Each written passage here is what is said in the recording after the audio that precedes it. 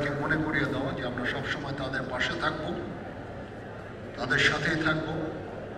তাদের এখানে অনেকে খুব আহত,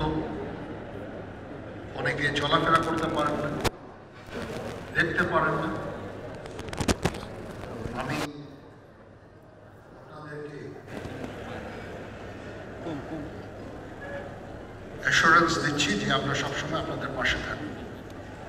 আজকে এই ইফতার আয়োজন এবং আপনাদের যে আর্থিক সহায়তা ভবিষ্যতে আজকেও কিছু কিছু করে আমরা দিব, এর উদ্দেশ্য এটার জন্য এই যে আমাদের বিজনেস এন্টারপ্রেনার ব্যাংকার্সরা তারাও এখানে উপস্থিত হয়েছেন।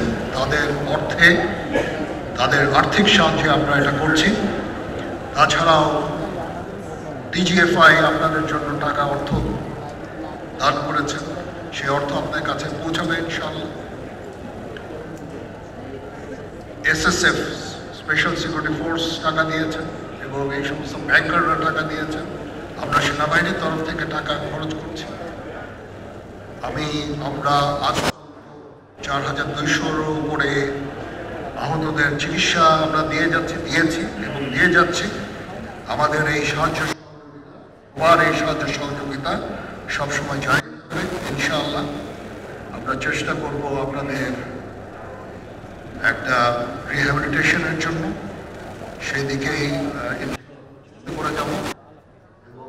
আর্থিক সাহায্য সহযোগিতা সবসময় আপনাদের প্রতি আমাদের জারি থাকবে ইনশাআল্লাহ।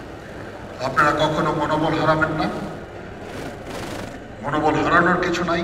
আপনারা জাতির কৃতি সন্তান, দেশ এবং জাতির জন্য অনেক কিছু ত্যাগ করেছেন।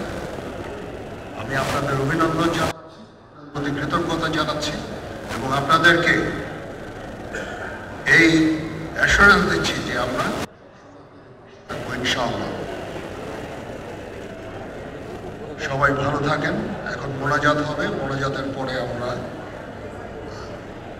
ইফতার করবো ইনশাআল্লাহ। ধন্যবাদ সবাইকে।